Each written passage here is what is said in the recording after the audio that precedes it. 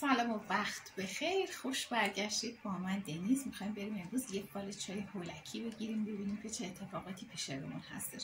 بی زمان هستش، تامنیل خاصی نداره، هرچی که افتاد میگم، عشقی، کاری، مالی، هرچی که بود رو براتون تعبیر میکنم.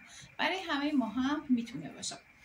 خب اولین چیزی که براتون افتاده برای امنام ها حروف ام، خوشحالی شادی براتون افتاده، کنار پاپیونتون افتاده. حالا این خوشحالی شادی خیلی نزدیک هر چی که داره میاد به سمتتون، بدو هستش. پس امنام ها شادی و خوشحالی من فکر میکنم عشقیه چون کنار پاپیون افتاده، ولی میتونه حالا چیزهایی مثل مال فرزند، شادی و خوشحالی فرزندی یا همچین چیزهایی هم باشه، چون شادی خوشحالی برای امنام ها توی راه هستش. ببینید اینجا توی زندگیتون وابستگی های زیادی دارید. میبینید یه دایناسور داریم اینجا، سرش خیلی دراز هستش. وابستگی ها به گذشته، یعنی افکار گذشتهتون رو رها نمی‌کنید، درگیر گذشته. هنوز هم خالم چی کار کرد، مادرم چی کار کرد، درگیر اینجور چیزها هستید و فکرتون رو کلا آشفته کردید. پس اگه آدمی هستید که توی گذشته هستید، یه بخشش میتونه مربوط به این باشه که شما آدم منفی هستید و یه بخشش هم میتونه اینجوری باشه که شما انرژی منفی رو همراهتون دارید. اینجا یه دونه سوار داره میاد، یه حالت کاوبوی داره، کسی که منتظرش هستید داره میاد، کسی که کلاه به سر داره، یا اینکه حالا با موتور میاد که کلاه داره، یا دانشجوی فارغ التحصیل شده، یا سربازه. هر کسی که هست، یه کلاه برای من افتاده اینجا. کسی که توی مسیر هست، توی راه هستش و داره میادش. اگه منتظر سرباز، کسی که رفته، کسی که شغلی داره که حالت این که کلاه داره، میگه که براتون برگشته این آدم توی زندگیتون خیلی نزدیکه، چون خبر افتاده، چون اومدن افتاده، چون اصلش تو مسیر بود حتی. خب این از این. چشم زخم بعضیاتون دارید توی زندگی. اگه تپش قلب، ترس های نیمه شب، یا اینکه دلشوره های موقع اذان دارید، نظر دارید، چشم و زخم دارید. بگم دستورش رو قبلا، حالا چند سال پیشش رو نمیدونم، ولی توی کانال گذاشته بودم که میتونید از اون دستور استفاده کنید. سرچ کنید، میتونید فکر کنم پیدا بکنید، چون چشم زخم روتون زیاد هستش. یک قربونی براتون افتاده، یک خروسه. حالا عقیقه که نمیتونه باشه، ولی میتونه یک خروسی باشه که نظر دارید میکنید، چون اینجا یک خروسی دارید نظر میکنید. حالت سربریدن برای دفع یک بیماری افتاده. حالا اگه کسی رو دارید که بیمار هستش، میگه که این براتون خیلی خوب هستش، یعنی که خوبه که انجام بدید این کار رو، چون حالت شفا و سلامتی برای اون بیمار هم افتاده.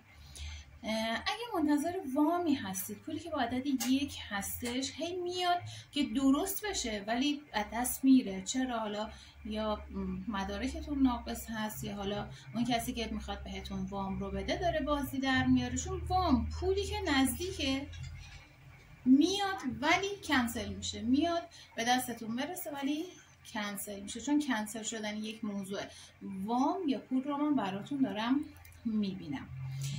اینجا قصد جراحی دارید، چون اینجا حالت انباشتگی چربی افتاده برای من. قصد جراحی دارید. اگه میخواید جراحی بکنید و خیلی نگران این هستید که این جراحی خوب نیست یا ترس دارید، میگه برای شما خوبه. شاید حالا اون جراحی کلا خوب نباشه، ولی برای شما بد نیفتاده، شما میتونید به نتیجه برسید ازش. یه کسی مثل موش توی زندگیتون داره ورود میکنه، خیلی مراقب باشید. متأهل‌هایی که همسرای پاییز ماهی دارید، خیلی احتیاط بکنید. چرا؟ چون میگه که حالت رقیب، کسی مثل موش داره وارد زندگیتون میشه. رقیبی افتاده که موهای بلند داره، موهای مشکی بلند داره، یا کسی هست حالا شاید هم موهای رنگ شده باشه، ولی من فکر می‌کنم موهاش مشکی هستش، چون موهای تیره افتاده. میگه کسی به عنوان رقیب داره وارد زندگیتون میشه. خیلی حالت اینکه مراقب باشید. اگه توی خونتون حالت اینکه سر همسرتون قر میزنید، نگران هستید، استرساتون رو با همسرتون دارید میدید، احتیاط بکنید، چون براتون حالت اینکه یک کسی بدوی بیاد زندگیتون رو بخواد خدای نکرده خراب کنه زیاد دیده میشه.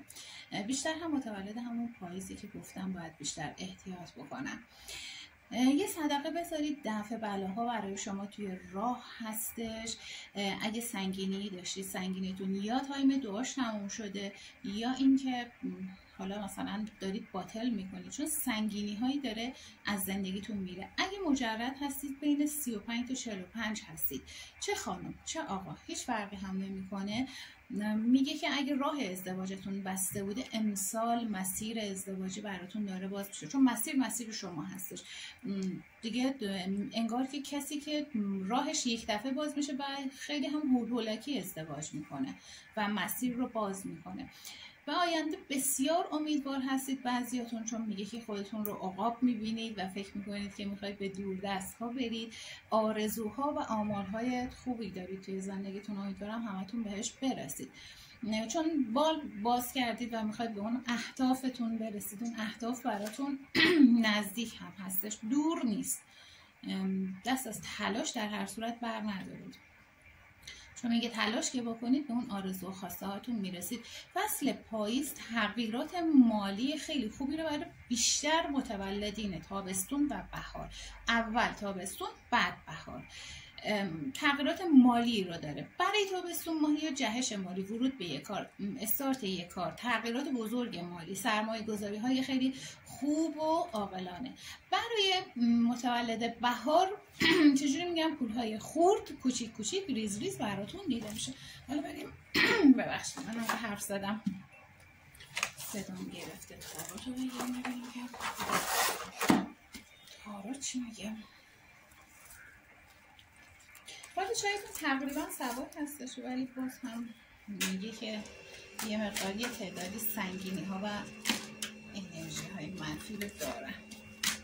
چقدر هم قول هستید.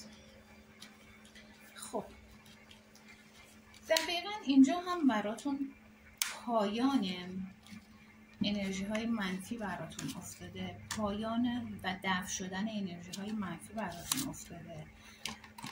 میگه دو دلید، خیلی ترس دارید، نگرانی هاتون رو نمیتونید کنترل کنید. شما افرادی هستید که نمیتونید اون خشم درونی، استرس، نگرانیتون رو کنترل کنید، ولی شادی و خوشحالی براتون توی راه هستش. اگه منتظر زنگ و تماس هستید، زنگ و تماس حتما بهتون زده میشه.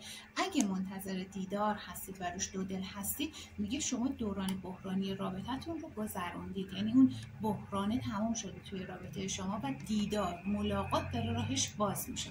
پس توی موضوعات عاطفی نگران نباشید، چون تغییرات خیلی خوبی براتون توی راه هستش.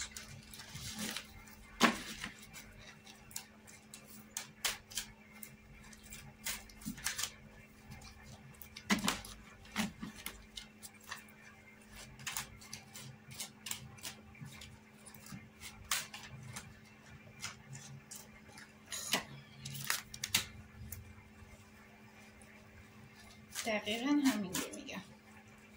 پاییز رو میگه برای شما اتفاقات خوب و مثبت توی راه هستش. زمانی که خورشید کمرنگ میشه، انرژیش کمسون میشه، چقدر هول هستید برای دریافت انرژی های کارت. خب ببینیم چی اومد. چقدر زیاد اومد. خب داره میگه دو تا کارت خیلی مثبت کنار هم افتاده.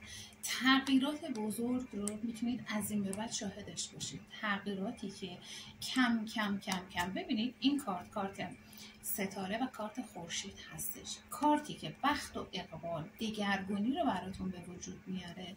کارت بعدی ورود به شادی و خوشحالی ها رو براتون به همراه میاره. پس اگه نیتتون تموم شدن یک دوره از زندگی، استارت دوره جدیدی هستش، با این دوتا کارت تکلیفش برامون روشن میشه. میگه توی اقبال و سرنوشت شما تغییرات ریز ریز بوده، دوره به دوره بوده، زمان بندی داشته در اصل. یعنی یک دوره زمان بندی رو داشته که طبق اون دوره زمان بندی الان زمانش هستش که این موضوع براتون اتفاق بیفته. ترس ها، کابوس ها، نگرانی هاتون، دلشکستگی هاتون، استرس های درونی که نمیتونستید کنترلش کنید، خشم هاتون دورانش تموم شده. یعنی شما وارد دوران جدیدی از زندگیتون میشید. باید حرکت کنید به جلو. اگه حرکت نکنید به جلو، اون حالت استوپی رو توی زندگیتون داشته باشید، ضربه خیلی سنگین‌تری رو از کائنات میگیرید. این کارت خبر از خوشحالی شادی هم میده، این کارت خبر از اتفاقات مثبت میده، کسی که رفته از زندگیتون برمیگرده، پولی که ازتون خورده شده دوباره به زندگیتون برمیگرده. هر چیزی که حالت این که رفته تموم شده دوره جدیدی براش داره آغاز میشه، میگه که نگران نباشید، پس دوره جدیدی توی زندگی شما داره آغاز میکنه. امیدوارم از این فال هم راضی بوده باشید. وقتتون خوش. خدا نگهدار.